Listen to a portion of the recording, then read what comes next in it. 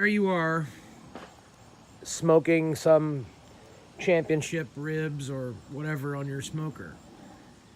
And so it's time to check the meat. Let's just hypothetically say we're going to check the meat. So you pull the lid. Well, you hang the lid on the side, right? Well, no, because that hook is meant for the actual Weber kettle. Well, we're going to fix all that right now. Turn your lid over, put it on top of your drum. And what we want to do basically is take this hook and just move it. But we can't move it. It's tack welded down. It's either, you cut it off or you just, deal with it. So take some kind of device, not a screwdriver. Don't do this at home. I'm a professional. And kind of pry that up ever so slightly. Pry it up just a little bit. Just a little bit of clearance. You just want to get the angle grinder and cut that sucker off. Well, we do. But before we do, 1/4-inch drill bit.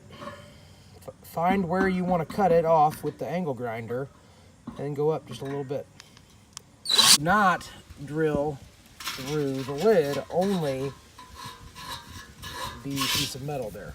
Cut it off with an angle grinder. From where I'm standing, it'd be to the right side of the hole. And I'm not even cut through it all the way, but it will be hot. But it should be weak enough for me just to bend off. Okay, so now I've got essentially a new piece of hardware. So what am I going to do with that? Take your bracket, and you can put this thing wherever you want, but don't break with tradition. Typically, the hanger for the lid is going to be near the damper. So when you are taking your grill, you just grab it, you know where to hang it. It's right by the damper. So I recommend sticking with that.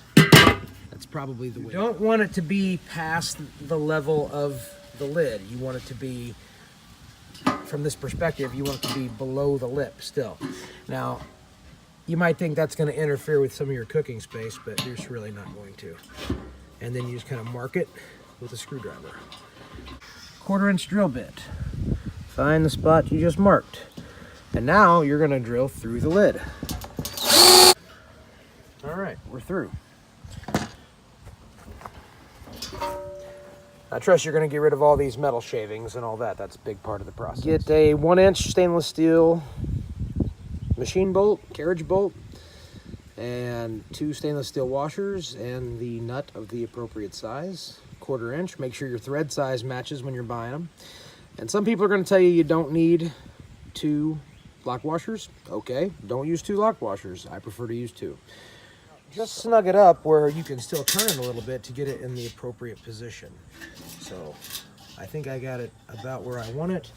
And as you see, it's basically right in line with the old one.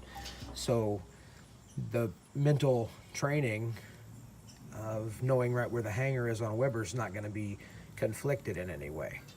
It's pretty secure. It feels like it's not moving. I mean, I'm not, taking this to a Legend of Zelda reenactment, using it as my shield. But you could probably get away with using a slightly shorter bolt. I just use the 1-inch because that's what I have on hand. I mean, a 1/2 inch is probably too small. If you could get a 3/4, that'd probably be perfect. But like I said, I had the 1-inch on hand. And again, this upgrade isn't really costing me anything but a few minutes.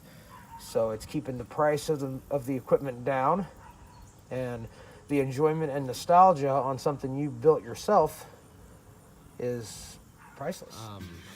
Remember, it used to be about here, and we moved it down to about here. So let's see how it works. Bam. No bubbles, no troubles. Look at that.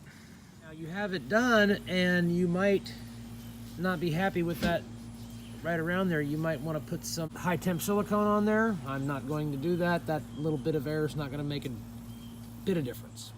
If you're enjoying these videos about how I've built and tweaked my own ugly drum smoker, please like and subscribe. Occasionally you might find affiliate links, and all of those links support the channel without any cost to you. So thank you for your consideration.